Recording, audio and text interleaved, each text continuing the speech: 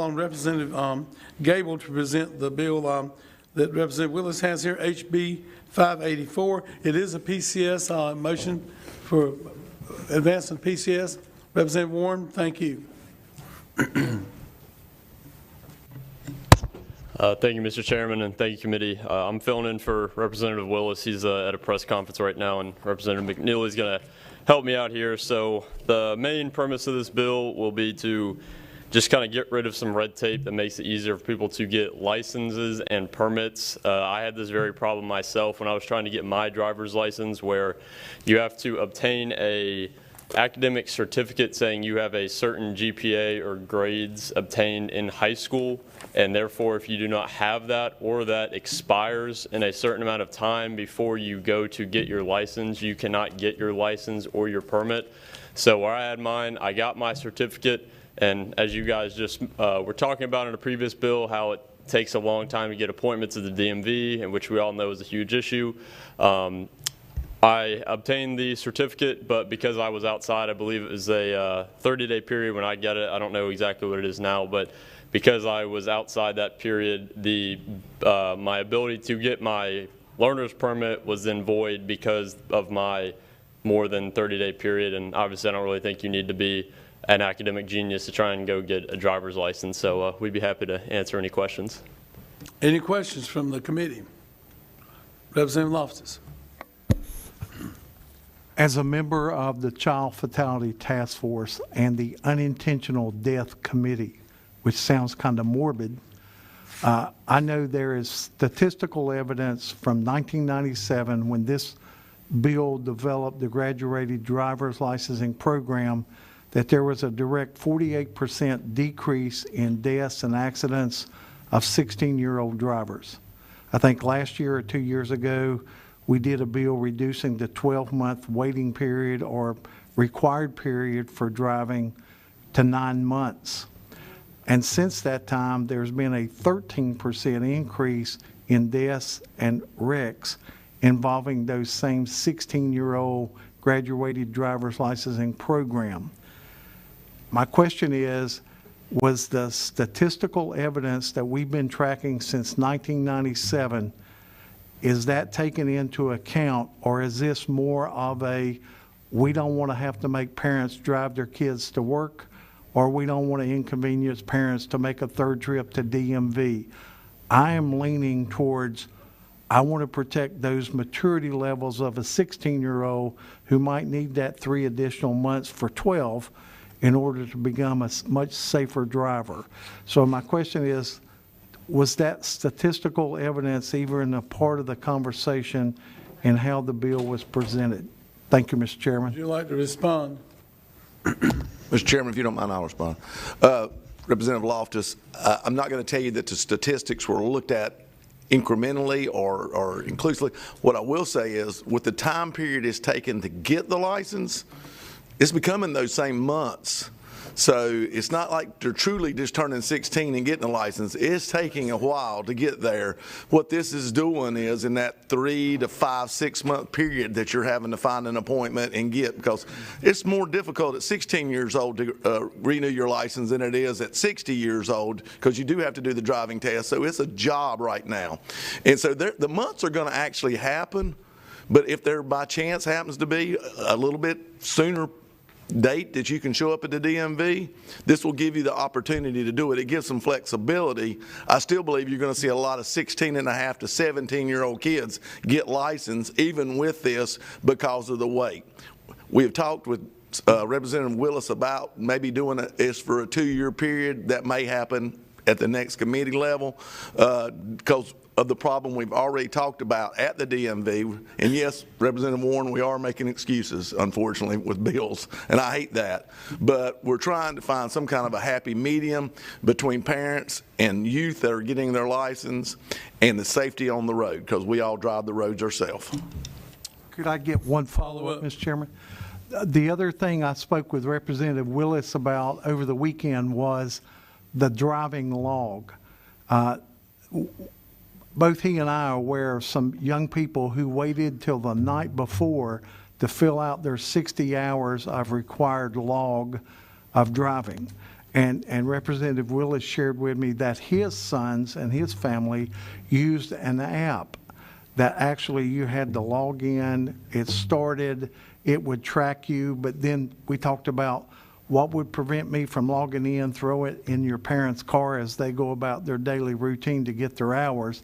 That's another issue that concerns me because, like Representative Ples says previously, a parent should be responsible for their kids.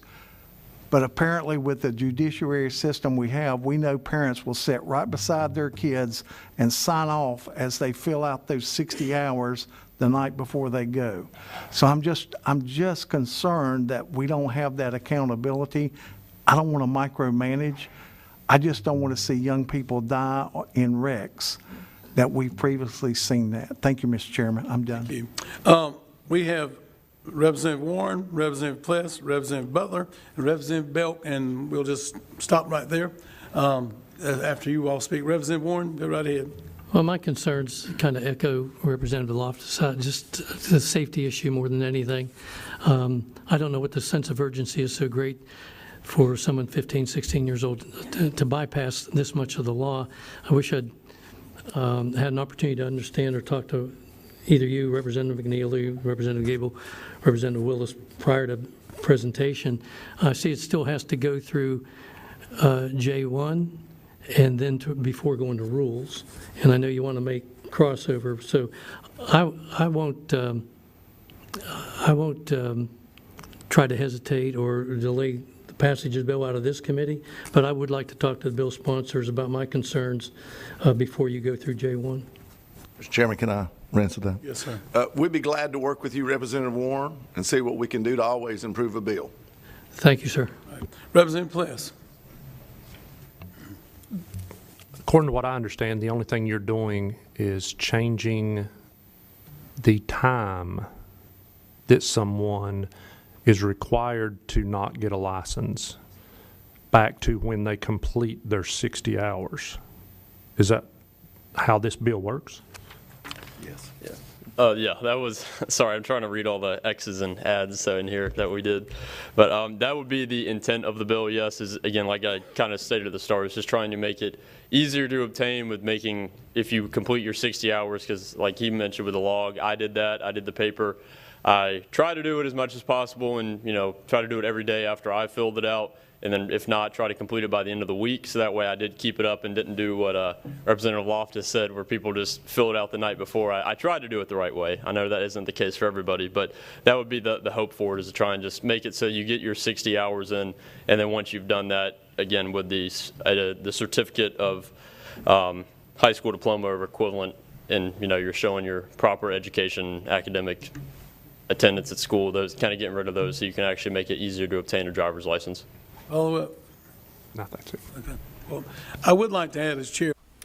At about 10:30 right now on Wednesday morning here on Live Impact News on WCNC Plus, you're watching House state leaders weighing several bills. The Department of Transportation there on obviously DMV and granting licenses to younger folks. Up there, top right corner, a ceremony to rename Fort Moore, returning to Fort Benning, a ceremony taking place near Columbus, Georgia, and looking forward to the low to mid-80s coming up this weekend in the Queen City. Beautiful morning right now in Charlotte. Standards at the risk of losing teenagers on the highways. That's the better, smarter approach, I think, in this case. And I would urge everyone to vote no for this for the time being. If we fix DMV, we could talk about it later. Representative Belk. Yes. Is there anyone from the DMV that we might have some clarification on exactly what the levels are and what we need to do? Yeah, we have someone here. Could we hear? Just state who you are and who you're with. And Good morning, committee. Lee Jackson, Legislative Director for DOT. So there's been some discussion outside of committee with the bill sponsor and other members about this bill. The department is pretty adamant that keeping the time period is very critical to the graduated license program. The log, as Representative Loftus brought up, and I think many of us could probably understand, could be a potential that that is not always accurately tracked. So there's no real data or evidence that shows that the log makes an actual difference. However, the period of time that these students and teen drivers have to wait, and I know it's been called a waiting period, it really is just the length of time to earn the experience. That's really critical from the department standpoint, not only to these teen drivers, but to the rest of us on the road. We all know that data supports that young drivers do not look at risk like the rest of us does as adults, and so we want to give them the experience and time on the road to earn that experience. I will say that I've heard a lot of this discussion. I hear it every day about DMV and the situation with appointments and wait times, and I'm looking at Representative Paré. I think almost every single one in this committee I have talked to personally about the challenges that DMV is facing. We are fully aware of that. We're making active steps within the department, with the governor's office, working on finding the new commissioner, and we're working with outside parties to help address that. So those are not falling on deaf ears, but I don't think that this is the way to fix the wait lines, reducing that time period. Amen. Thank you. Thank you. And can I just make a Follow up. statement? Follow up? Thank you. I just want to say that everything that I've heard here from representatives, I totally agree with. We are trying to keep youth to get that. We're trying to keep tragedy from happening, and I agree that the way to do that is to keep them in the car under supervision until they're ready to move on, because there is a backlog in getting these appointments. I don't understand how we do away with the time that we give them. That's not going to help it, I don't think. I think I'm glad that we're looking at that 60-hour log, because I don't think we need to do that. I think what would be great is, because for exactly what everyone says, I know that there are people like you, Representative, who try to be mature about it and do it the right way, but there are so many others that don't do that, and I know that. I raised 4 kids, so I know that happens, especially with reading registers. So I would say that I can't, in good conscience, for safety of our children, for safety of all of us, say yes to this bill. I'm going to say no. Thank you. I'm going to stop right here. Would the sponsors like to proceed, or would you like to work on it further, talk with more people and come back? Or, I think the consensus is that most people want it to be worked on more. Or is there, can you assure us that it will be worked on when it leaves here if it passes out of this committee? I want to leave that up to you all. Well, Mr. Chairman, this is our second go. We'd like to proceed. We'll be glad to work on make this bill better. We always look to do that with any law. What I would like to say in this is this is not mandatory. If your child, you don't think they're ready to drive, you don't take them to the DMV and allow them to get their license. Not all children are created equal. Now, they are in God's sight, but not in driving. So some children are more apt to be behind the wheel and do a good job. Some we know are not as responsible. This gives parents options. This does not give parents mandates. So I want you to consider that when you're voting, that there's a lot of parents out there that would really like this option. They're still got to get their hours in. I know I was fortunate. I grew up in a time when it seemed like you could drive and go anywhere you want to, and then you turn 16 out in the country. So, and believe me, many farm trucks. So I understood driving at a very early age. My father had 3 speeding tickets by the time I was 16, and he let me drive him everywhere there for about 3 or 4 months so he wouldn't get another ticket. Not that he's a bad man, just had a bad foot. But so everybody has a different path to their driver's license. With the problems we have, this is another tool that allows parents to be able to advocate for their children and make sure that their child is getting the right choice for them. I'm totally about parents having the rights to do what their kids is best for them.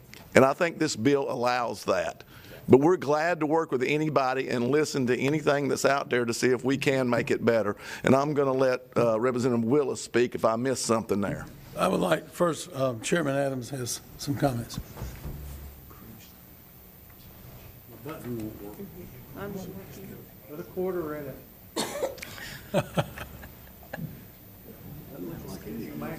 Wrong master button up there. Somebody turn them off. Oh, there we go. There we go. Just a comment. This is the one thing leads to another rule. We have a DMV that's not functioning properly.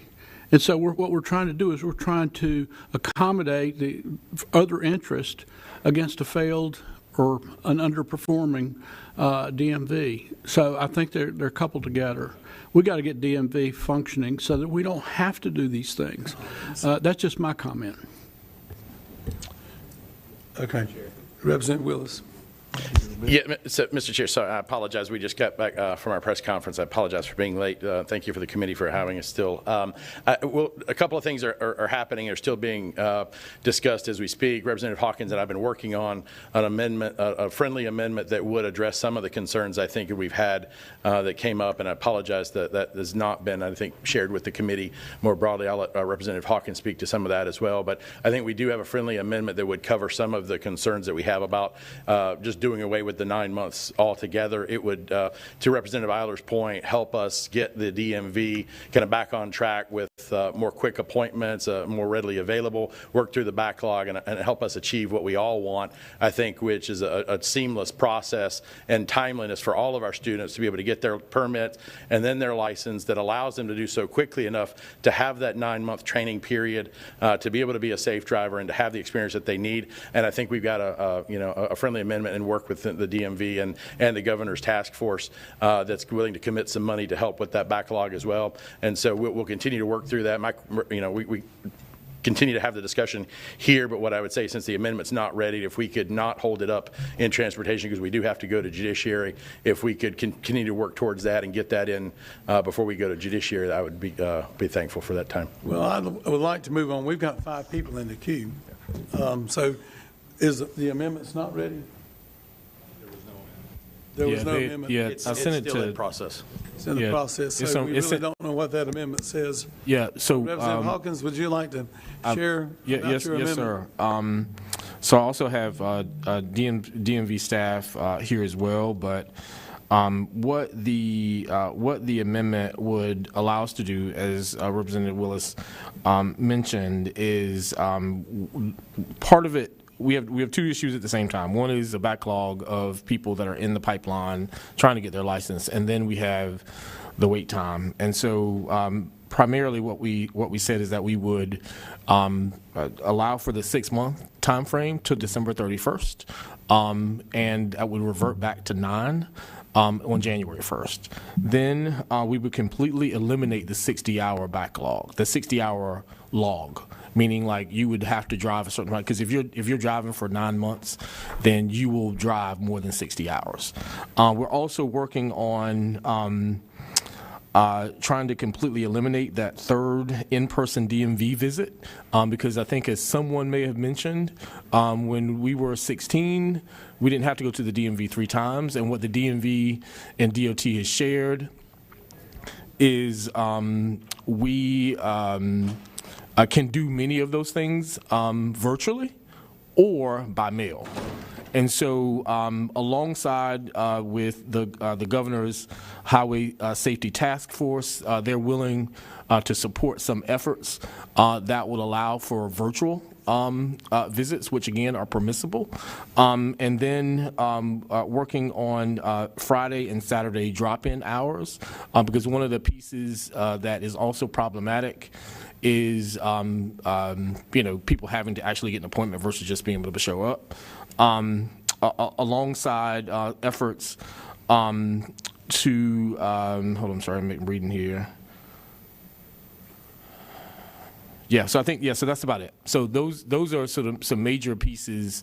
And then also allowing for people to not, when you're setting up an appointment, right now you can only do it for about not even 3 months. And so making sure that you can extend it out a little further for your appointment, which will give people more slots if they decide to do an appointment time frame.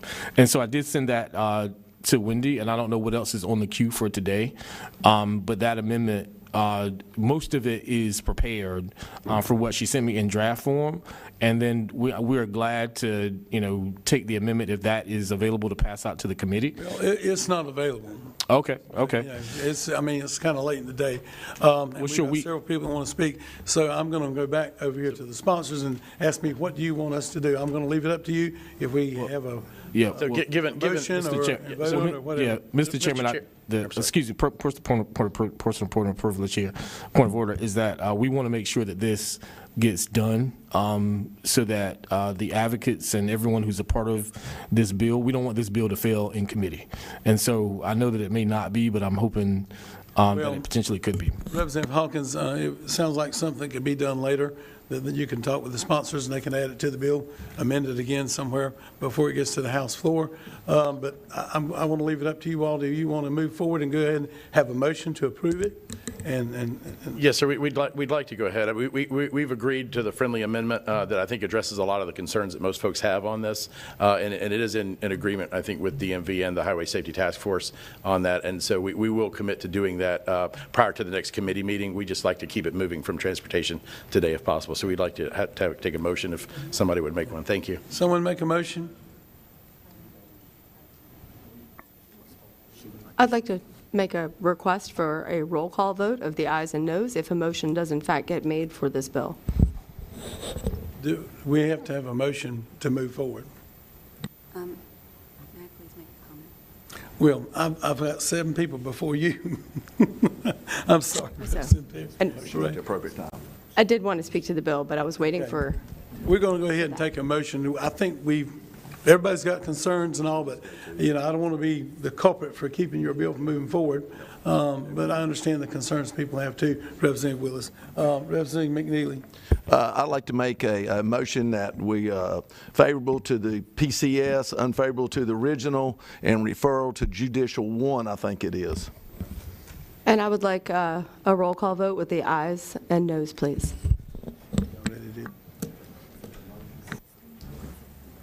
Y'all want a roll call? It's up to you to sustain. It's a motion. It's up to you. 1/5 has to sustain. Okay, our staff, are you ready? Does anyone will sustain that? Mr. Chairman? Yes. If that's a motion, we'll vote on that motion for the ayes and nays. I think I'm correct.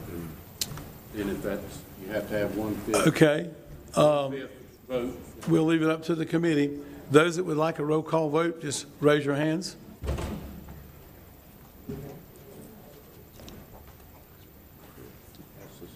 You count them.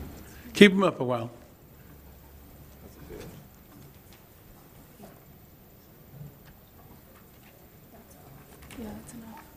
Is that enough? Okay, the motion is sustained, so we will do a roll call vote.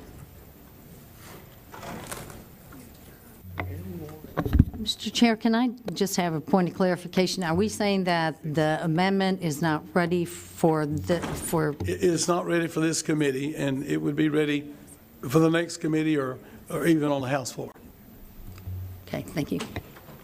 which seems to solve some of the problems that we're having, the concerns people have. But we've got another bill to hear before we leave here today, and we've spent a lot of time on this one already. Okay, do you want to raise your hand? Roll call. Representative Alston? No. No. Alston? Representative Belk? No. No. Belk? Representative Blust? Aye. Aye. Blust? Representative Budd? No. No. Budd? Representative Butler? No. Butler? Representative Carney? No. No. Carney?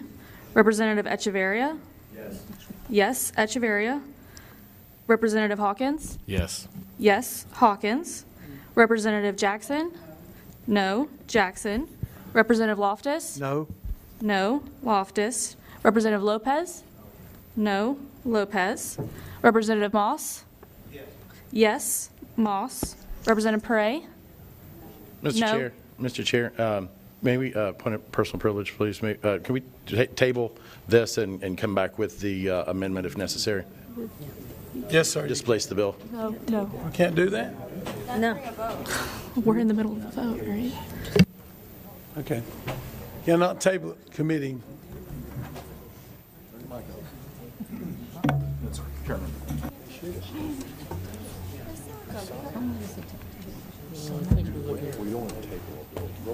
What we can do is ask the member if she would withdraw her motion and the bill could be displaced and come back next. He's going to go through two more committees before he gets to the floor and next week. We're working 2 days before the so the best efforts to try to fix it. We don't. If I understand correctly, the request is that I retract my motion for the ayes and noes roll call vote, and that you are able to displace the bill today. Is that correct? Right, and bring it back next week after we've had a chance for the amendment to be drawn up and those type of things, and hopefully. Mr. Chairman, this isn't working. Point of order. Couldn't the person that made the motion for the favorable report just withdraw that motion? Yes. I think that. Okay. I'm gonna say it. There it goes. Mr. Chairman, I will withdraw my motion from the floor to allow this bill to be tabled for right now. Okay. Or displaced. Displaced. So what we'll do then is you all work on that and get that thing ready before you come back. And I appreciate your time, and I'm sorry that things have worked out like this, but Thank you, Mr. that's Chairman. what the process is all about. And Would the, appreciate the committee. I did have a question for the bill sponsors with respect to the proposed amendment that was discussed. Well, I tell you what, get with them after. Okay. If you would, I'd appreciate it. Thank you. We got